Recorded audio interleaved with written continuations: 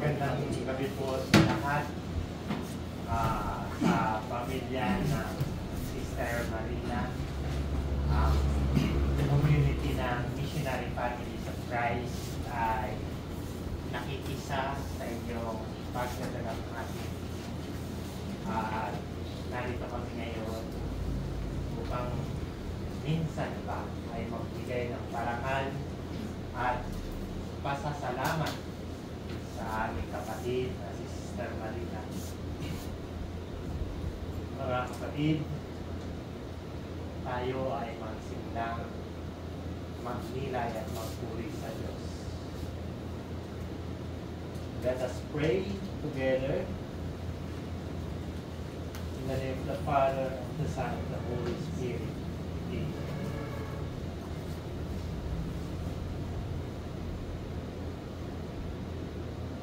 Loving and merciful Father, we come before you tonight with a grateful yet grieving hearts to remember and pray for our dear Sister Marina. We thank you for the gift of life, for the love she shared, the kindness she showed, and the faith she lived so faithfully each day. You called Sister Marina home to yourself, and though we mourn her loss, we take comfort in knowing that she now rests in your eternal embrace. Grant her, O Lord, eternal rest, and let your perpetual light shine upon her. Welcome her to the joy of your kingdom, where the pain and sorrow are no more. We lift to you, Lord, her family, friends, and community, who now feel the emptiness of her passing. Surround them with your love and peace. Strengthen their faith and fill their hearts with hope that one day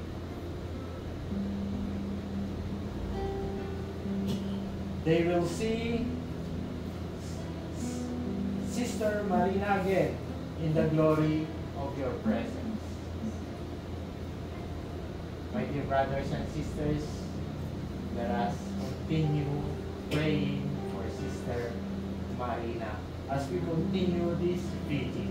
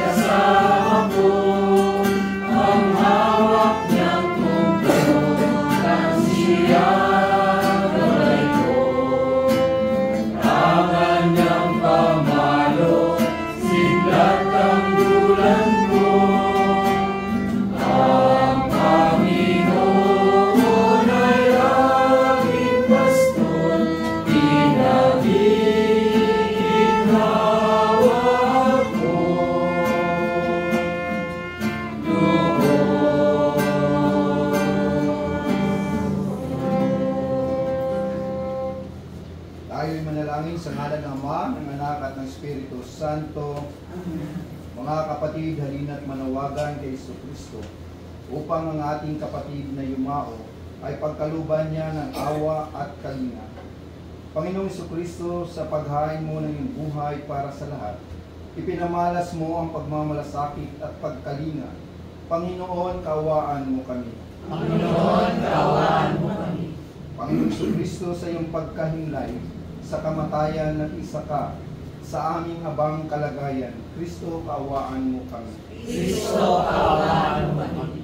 Panginoong Jesucristo, sa iyong muling pagkabuhay, pinatatag mo ang aming pananampalataya sa walang hanggang buhay sa kabila.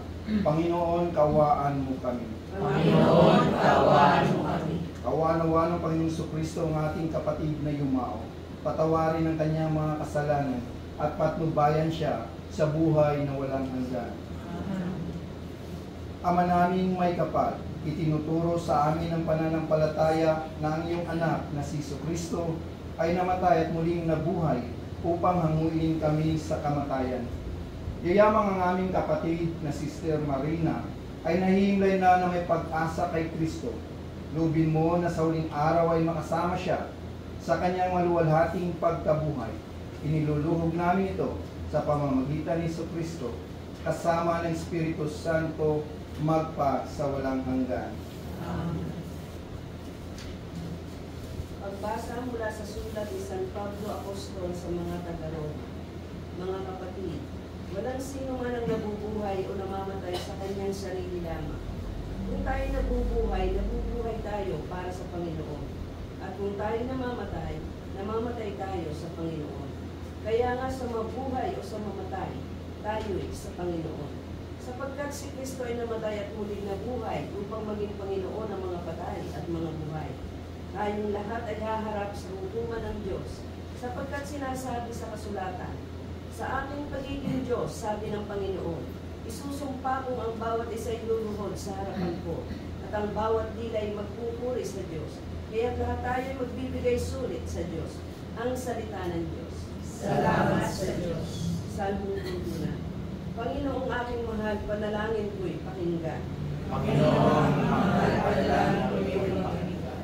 Dinggin mo poon ang aking dalangin, tapatkat matuwid kaya ako'y dinggin. Itong iyong lingkod, huwag mo nang subukin. Batid mo ng lahat, kami ay salarin. Panginoon, aking mahal, panalangin ko'y pakinggan. Araw na lumipas aking nabulita, at naalala ang iyong ginawa. Sa aking isip ay gumuhit na bigla, ako'y dumalangin na taas ang kamay, parang tuyong lupa ang diwa kong uhaw. Panalangin ko'y pakinggan. Nawala ng lahat ang aking pag-asa, kaya naman poon ako'y dinggin mo na. Ako ay umasa sa iyo nagtiwala, na kung umaga'y paghukunita, yaong pag-ibig mo na lubhang dakila. Panalangin ko'y pakinggan. Ikaw aking Diyos, ako ay turuan, na aking masunod ang iyong kalooban.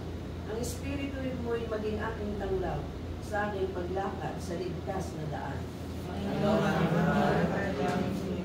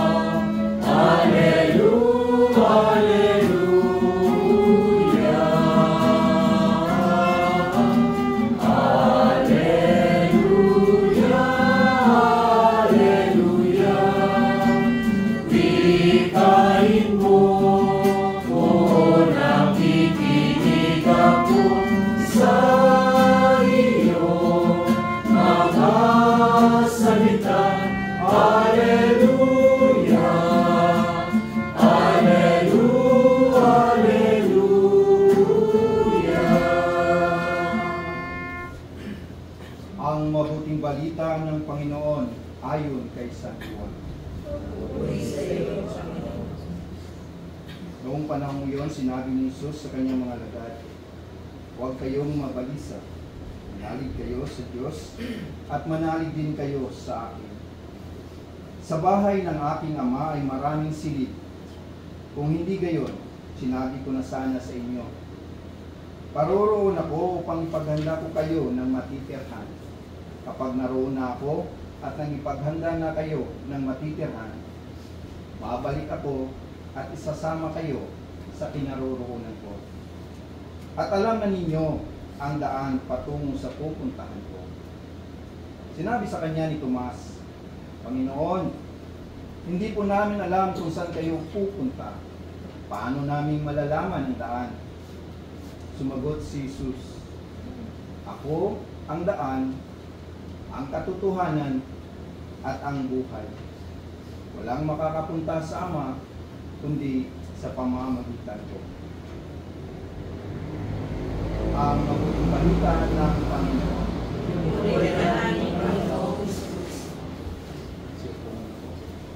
Isang papagpalang gabi po sa ating lahat. Sa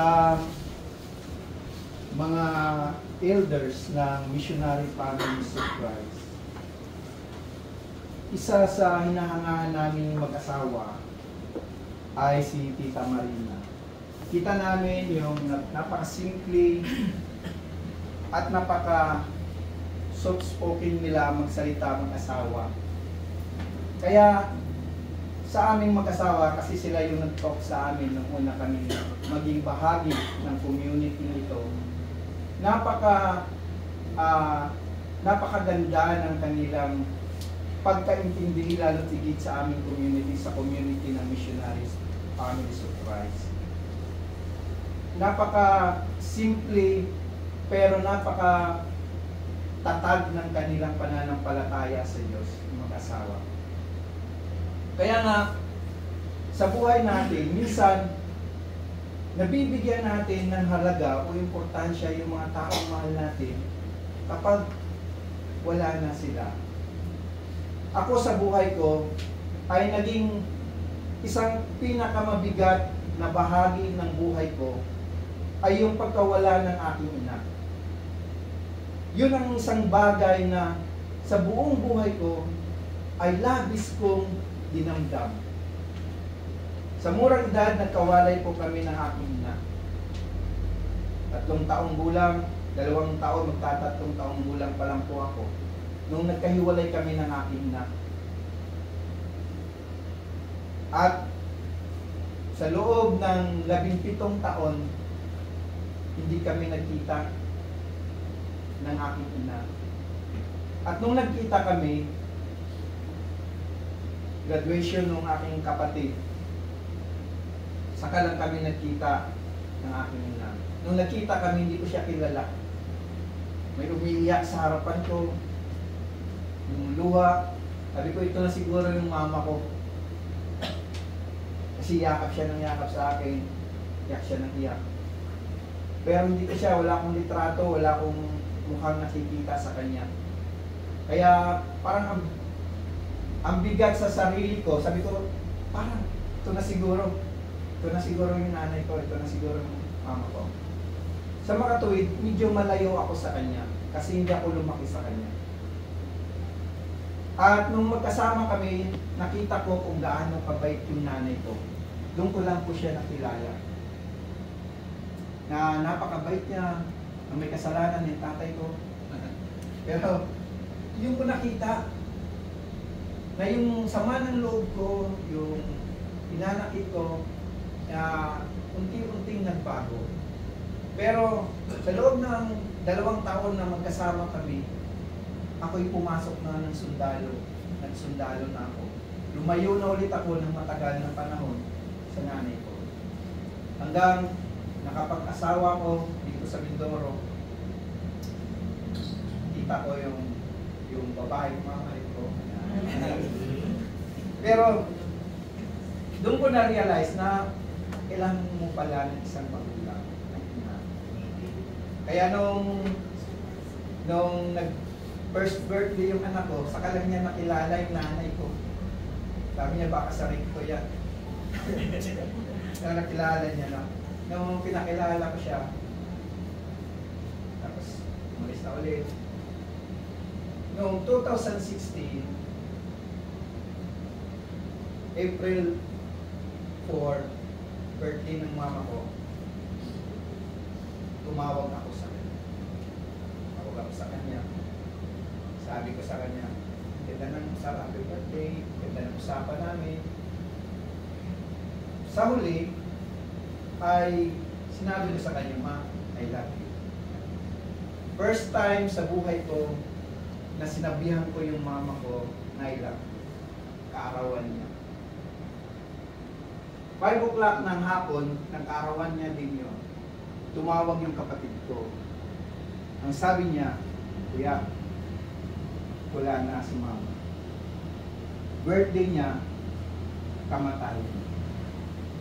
Yun ang napakasakit na naramdaman ko sa tanang buhay ko. Na kahit kailan, dinadala ko na hindi ako napalapit sa mama ko. Yun yung minsan, nandyan sila, pero parang dinadaan-daanan natin sila. Nandyan sila para tayong lang nakita, pero alam natin sa sarili natin na mahal natin sila. Nararamdaman natin yung tunay na halaga ng isang tao kapag wala na siya. Kaya sa ating kapatid, sa ating Tita Marina, isa siyang napakagandang ehemplo bilang isang ina. Kita niya namin dito sa community kung paano niya kami alagaan, kung paano niya kami kalingain. Sana ang kanyang pagkawala ay pagpapatuloy ng pagpapaalala sa atin na huwag tayong makalimot na pahalagahan yung mga tao na riyan lang na dapat natin pahalagahan habang sila'y malakas pa. Dahil sa huli, wala tayong ibang panghahawakan kundi ang pangako ng Diyos na tayong lahat ay paghahanda niya ng matutuluyan. At balang araw magkasama tayo. At yun ang pangako ng Diyos na hindi niya tayo pababayaan at hindi niya hahayaan na pawalay tayo sa Kanya. Kaya sa huli mga kapatid, sabi, ano daw yung pagkakaiba ng bagong silang na sanggol sa matandang namatay? Ang bagong silang na sanggol, lahat ng dumudungaw sa kanya ay nakangiti. At ang sanggol ay umiiyak. Sa taong namatay, lahat ng dumudungaw sa kanya ay umiiyak. At ang taong namatay ay nakangiti. Bakit po? Sa batang sanggol na sinilang, lahat ng dumudungaw sa kanya ay masaya dahil tinatanggap natin siya sa mundong ito. Siya ay umiiyak dahil alam niya na pawalay na siya sa amang nasa langit. Sa taong namatay, lahat ng dumudungaw sa kanya ay umiiyak dahil alam natin na pawalay na siya sa atin. Kaya siya nakangiti dahil alam niya babalik na siya sa amang nasa langit. Magsitayo. Panalangin ng bayan.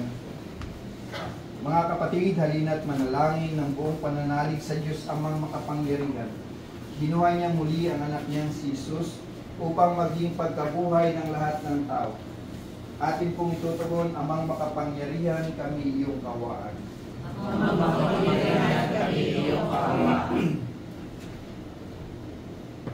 Noong binaga ng aming kapatid na si Tita Marina, kanya'y pinunla ang bini ng buhay na walang hanggan, naway umani ito ng pagkabuhay sa piling ng mga banal sa kalangitan. Idalangan natin siya sa buong nagkapal. Amang pangyarihan ng iyong kawaan. Ang lahat ng namatay na umaasang muling mabubuhay ay balugod nawang tanggapin ng Diyos sa piling niya sa kalangitan. Dalangin natin sila sa buong may kapal. Amang pangyarihan ng iyong kawaan. Ang lahat ng ating mga kapatid na naririto, ang mga nagdadalamhati at nalulumbay, at ang lahat ng sa kanila ay nakikiramay ay magkasama-sama sa langit na tahanan. Idalangin natin sila sa poong may kapal. Naway gatipalaan ng Panginoon ang ating mga yumaong kapatid, kamag-anak, at pinagkakautangan ng loob, idalangin natin sila sa poong may kapal. Mahingi tayo sandali upang ipagdasal ang kaluluwa ng ating kapatid na yumaong si Tita Marina at ang kanyang naulilang pamilya. Ama naming mapagkalinga, ipagkaloob mo sa lahat ng nakikipag-isa kay Kristo ang muling pagkabuhay sa piling mo, kasama ng iyong anak at ng Espiritu Santo, magpa sa walang hanggan. Sa tagubili ni Kristo sa atin, halina't manawagan tayo ng buong pananalig at atin pong awitin ang panalangin itinuro sa atin ng Panginoong Kristo.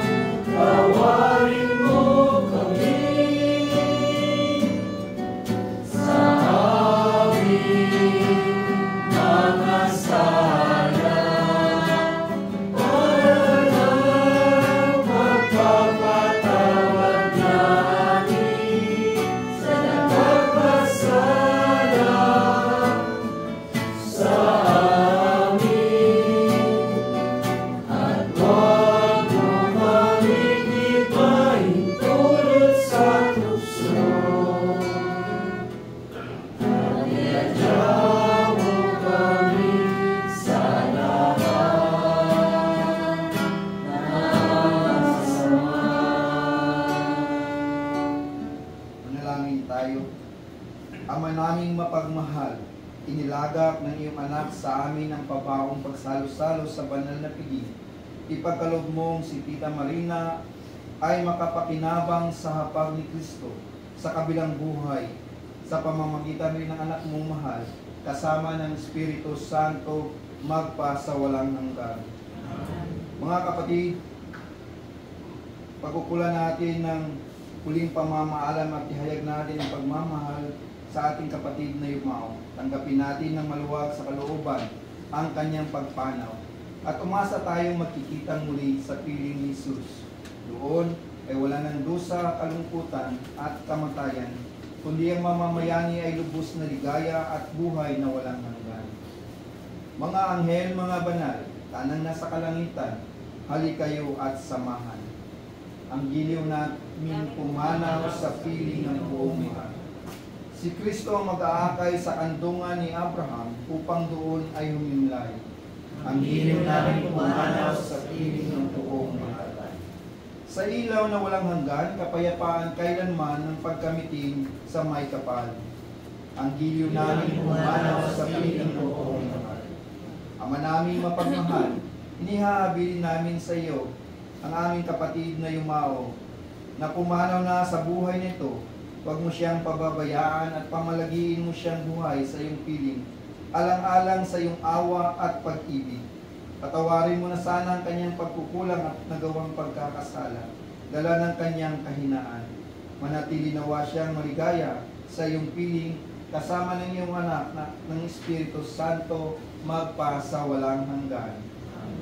Paalam sa iyo, kapatid na pumanaw, mapasapiling ka nawa ng buong may kapal.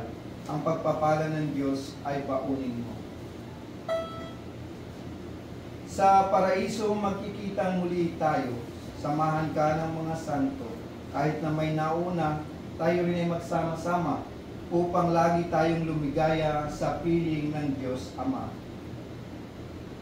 At naway ang pagpapala ng ating makapangyarihang Diyos, Ama, Anak, at ng Espiritu Santo.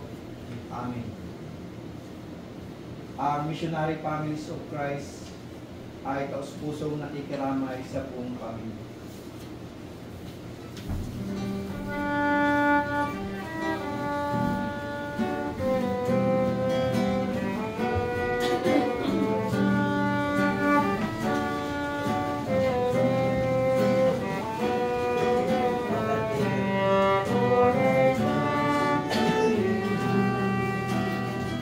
My heart beats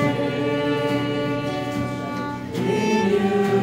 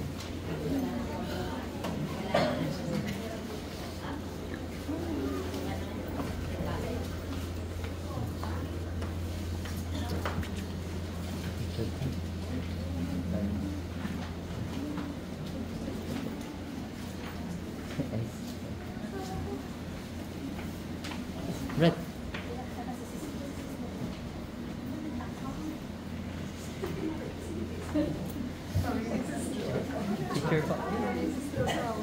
Red. Ay,